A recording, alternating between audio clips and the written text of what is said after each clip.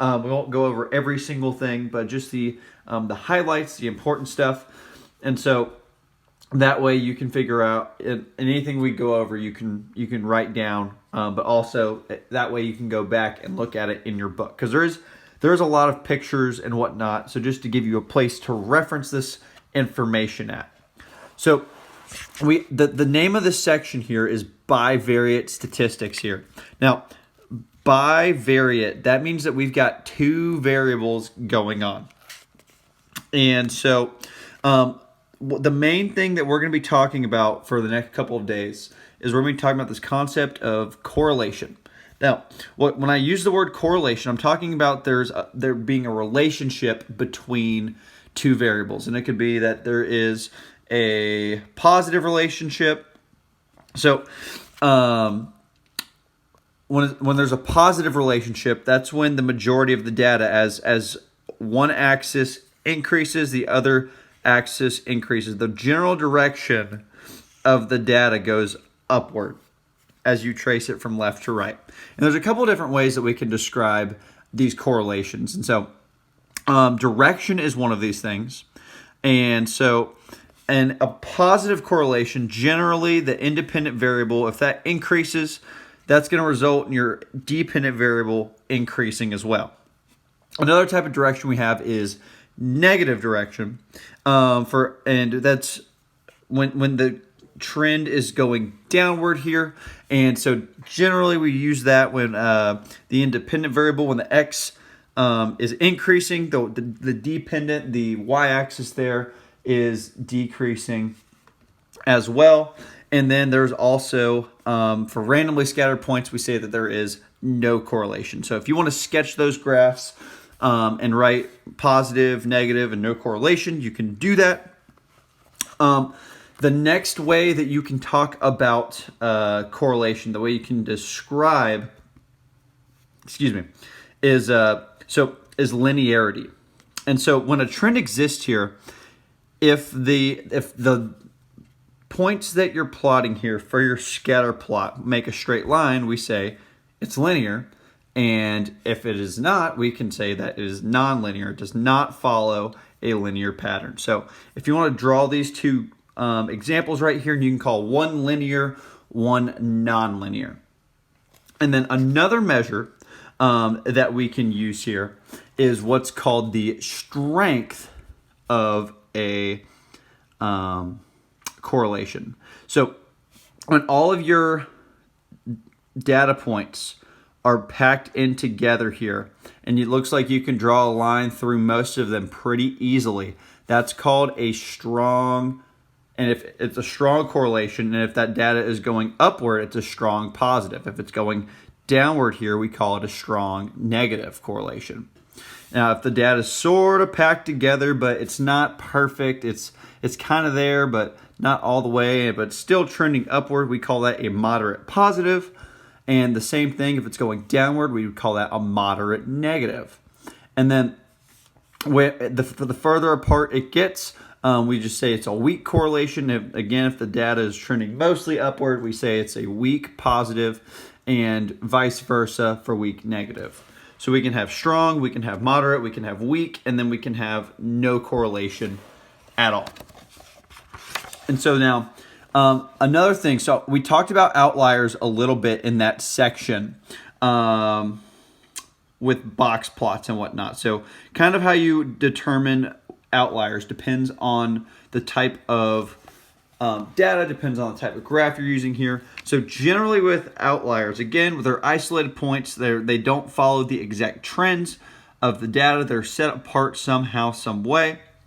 And generally for a scatter plot, if the outlier is genuine, you want to make sure that you keep it. And so if you look here, that discus problem that we started class with all together in Zoom, we can look, this is a scatter plot here. There is a strong positive correlation between age and distance, and it looks like it is a linear line here, and there are no outliers. There's no data set that is as far away from the other ones that we can see. So then the last thing for this section right here is we want to talk about this idea of causality. Because just because two things are correlated doesn't necessarily mean that one variable causes the other. So one example of this is that, so arm length and running speed of young children, if they're measured, there's a strong positive correlation found between these variables here.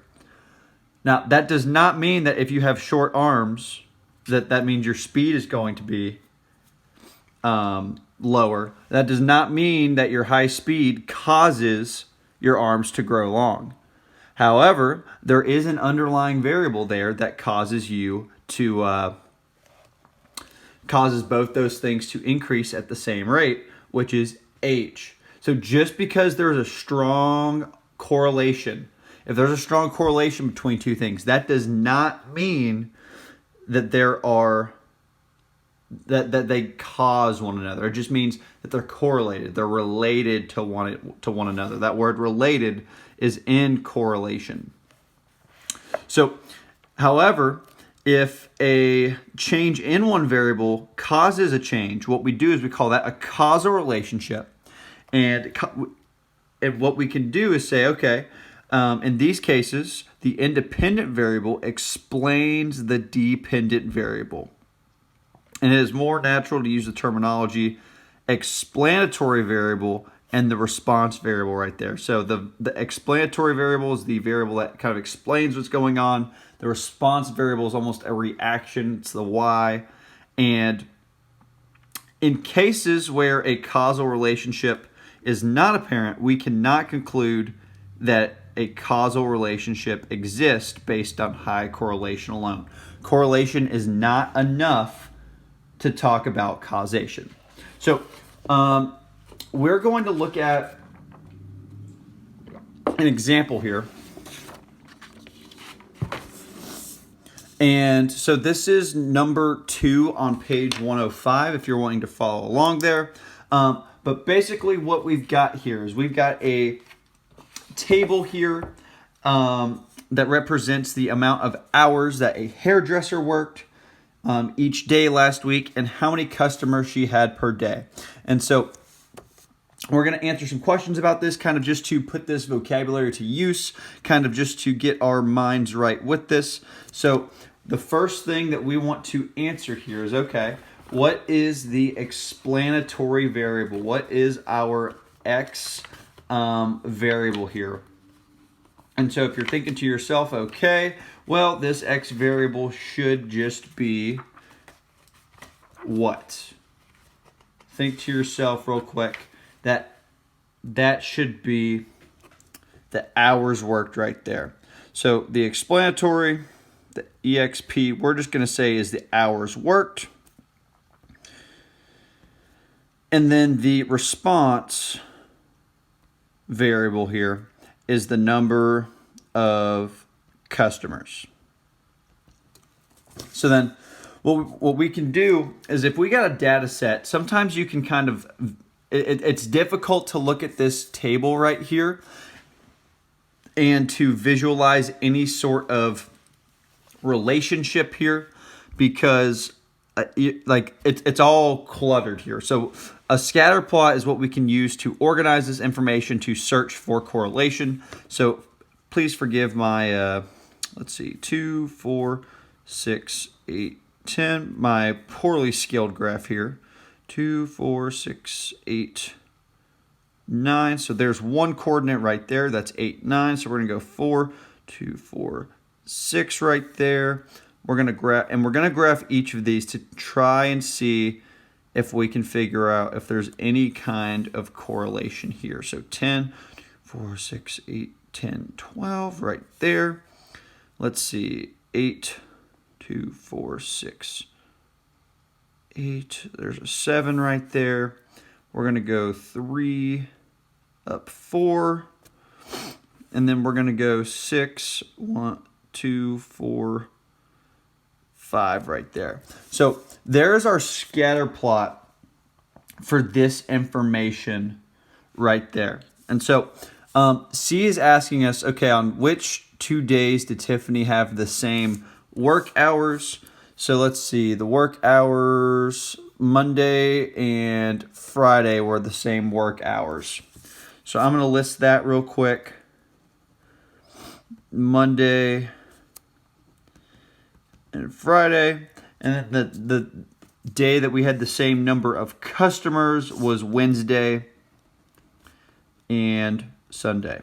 So just to make sure that we're using this vocabulary, that I know this isn't a part of the question, but I do want to bring it up. So it looks like to me that there is I would call this a strong positive correlation right here. I would call this a strong positive correlation. It looks like you could draw a line somewhere through this and it would hit most of the points here pretty closely. And so the last one says, okay, so even if we didn't graph those, we can kind of develop an intuition here for what kind of correlation it should be. So explain why you would expect a positive correlation between the variables. So as a reminder, our variables were hours worked and number of customers. So why would there be a positive correlation between the amount of hours that somebody works and the number of customers that come in? And it seems like common sense. So the primary reason for that is that the longer she works, so the longer that she works here, the higher chance customers can come in. Not saying that they will always come in, but the opportunity is there. The more that she is available and that she is working, the higher of a chance there is that somebody could come in. So that's our first example for the day. We've only got 2 today, and then we'll be finished up. It is a pretty short notes day. So then the next thing that we're going to look at, we're gonna pivot over to 5B. Now, what I need you all to understand here, as far as correlation goes, so the actual way that you calculate correlation, and the important thing is we use the variable R here when we're talking about correlation. And you do this, basically you take the distance from the mean divided by the square root of the sums of those distances. But in this course, luckily, you are not required to learn this formula. It's a little bit of a pain to do, but what we're going to focus on here is mainly just using technology to find R, because we're going to circumvent that long process in the sake of us learning more useful statistics. So some things that we do need to go over about R, some things we need to cover. So I would write these down for sure. These 1000% I would write down. So the values of R, they can range from -1 to +1. And the sign of R here indicates the direction of your correlation. So if your R was like positive 0.7, that would be a positive correlation. And what that means is that an increase in one variable is going to cause an increase in the other. And then the same thing for a negative. If your R is negative, it's going to be, if it was like negative 0.3, that's a negative correlation, and that means a increase in one is going to result in a decrease of the other one. They're going to go in opposite directions there. Now, if R is 0, again, we talked about there being no correlation. So if R is 0, we define that as having no correlation. The closer you get to 0, the weaker it is. You can almost think of it as a number line here where you've got -1, you've got +1, and those are that's where you're strong, and then you've got 0 here, which is where you're weak. So the closer you get to 1, the stronger it gets. The closer you get to -1, the stronger it gets. But 0 is considered very, very weak. Now, I think we're good on that. I would make sure we get this information written down, though. And so then the other thing here is there's a list of what each type of correlation looks like, as well as how we classify it. So like if R is 1, it's a perfect positive correlation. That's the best you can get. And it's just you could draw a straight line through all of those points. If R is between 0.95 and 1, it's very strong positive, and it would look, give or take, roughly like that. For 0.87 to 0.95, we say it's it's a strong positive. We go moderate positive, weak positive, very weak positive. And at this point, I think you all can probably see why I'm not going and writing all of this information down. It would be a lot of information to copy down for notes. So we're going to keep referencing back to this as far as when we're trying to describe the correlation for something. So we're going to look at one more example, and then we will call it a day here. So I'm going to move this out. So we're going to look at example 2 right there. And basically what's going on in example 2 is it says that the botanical gardens have been trying a new chemical to control the number of beetles infesting their plants. The results are below. And so we've got this chemical that we're putting in here to try and keep these beetles away. For whatever reason, my guess is that the beetles are detrimental to the plants. So let's see here. The quantity of chemical goes up to 9. I'm actually going to drop this scatter plot down just a sec. Let me erase that. It's not the best erasing job, but it will do. So let's see, 2, 4, 6, 8, and 10. So we're going to go 1, 2, 3, 4, 5, 6, 7, 8, 9. 2, 4, 6, 8, 10. So for the scatter plot, we're going 2, 1, 2, up 11. So I'm going to go up just a little bit there into my T. It's all right. I did not give myself enough room. It'd be like that sometimes. 1, 2, 3, 4, 5. Going up to 6. We're going over to 6. And then we're going to go up to 4 here. We're going to go over 1, 2, 3. And then we're going to go up to 6. We're going to go over to 9. 1, 2, 3, 4, 5, 6, 7, 8, 9. Wait, 2, 4, 6, 8, 9 right there. Perfect. And then up to 3. And so you can look and see that there is a little bit of a negative correlation. And so what we're going to do for if the data gets any larger than that is you can actually create a scatter plot on your graphing calculator. And so to do that, we've got to make sure that we enter in all of this data in. So to enter a list, or I guess to create a scatter plot, we need to enter our data first.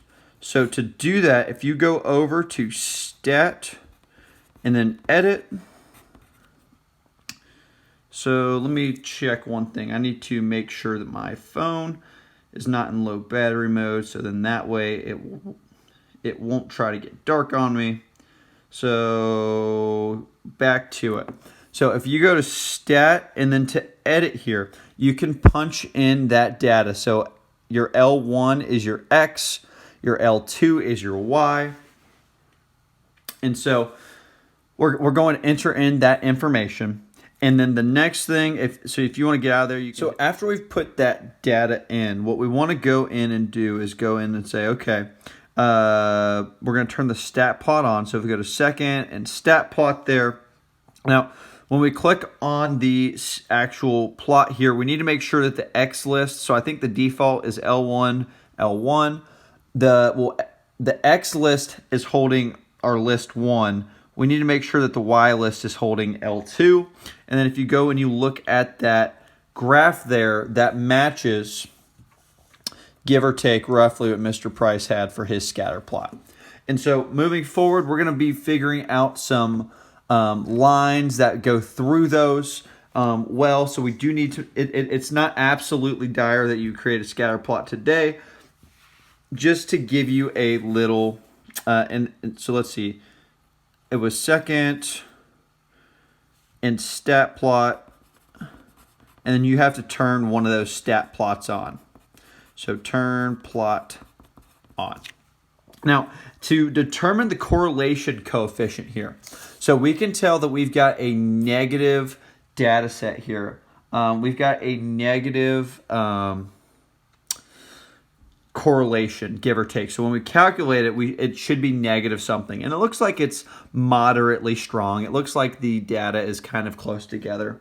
So to calculate that, if you go to... So to calculate, if you go to stat and you go over to calc,